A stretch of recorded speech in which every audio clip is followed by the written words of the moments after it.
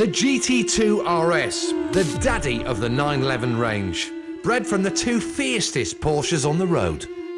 The engine is an even more powerful version of the brutal GT2, a car so lethal it earned the nickname Widowmaker.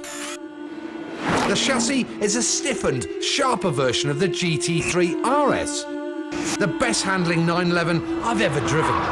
And thanks to a titanium exhaust, carbon fibre body panels and stripped bare interior, it weighs no more than either of them. The end result is the fastest, most powerful road car Porsche have ever made.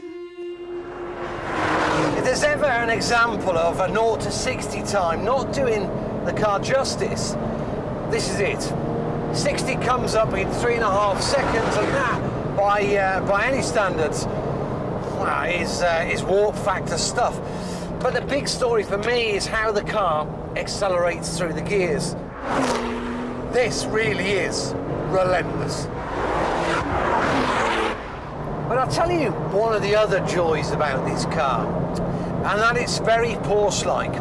In that I mean, at slow speeds, it's not unwieldy, it's actually pretty quiet. It's a very, very well-engineered car that has a real naughty side. Come on, Daddy! So, out of this world performance with real world usability. Sounds exactly like the Ferrari 458 Italia, currently my favourite supercar in the world. And at just shy of 170 grand, the Porsche also costs the same as the Ferrari. So, which is best? Time for a game of top trumps. Against myself. Porsche on the left, Ferrari on the right. Power. I'll be winning that then. 0 to 62. Get in. Top speed. That'll be another one for me then. Maximum revs. Not even close. 2 all. On paper, there's just a gnat's whisker between the 458 and the GT2 RS. So to find out if the Porsche can replace the Ferrari as my favourite supercar, I'll just have to drive its wheels off.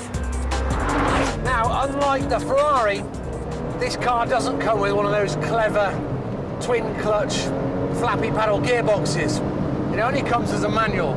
But I tell you what, there is something magical about driving a 911 and a really quick one on that's got a great manual gearbox. You know, the change is slick, my feet are moving around, I'm heel and toeing on a down change. You're constantly interacting with the controls, dancing on the pedals to get the best out of it. It's a far more demanding car to drive than the 458. Now, forget about the gearbox, how great that is, and also how amazing the power delivery is. The one thing which takes your breath away is just how it steers. It's absolutely pinpoint sharp. It's not as lethal as the GT2 of the past, but lordy, do you need to be on the ball.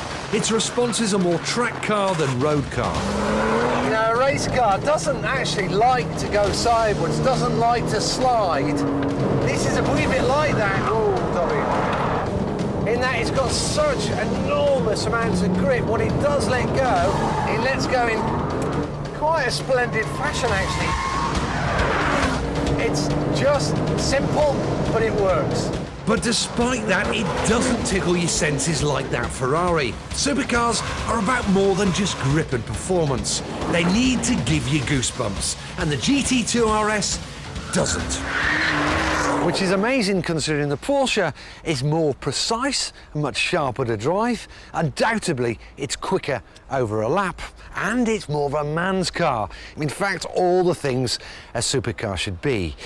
But it's not quite as special as the Ferrari. The 458 is still at the top of my list.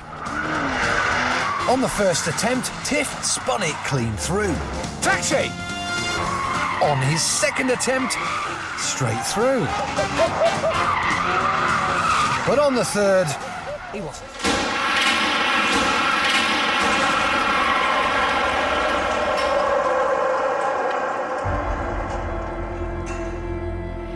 It's a shocking scene and acts as a graphic illustration of the massive forces involved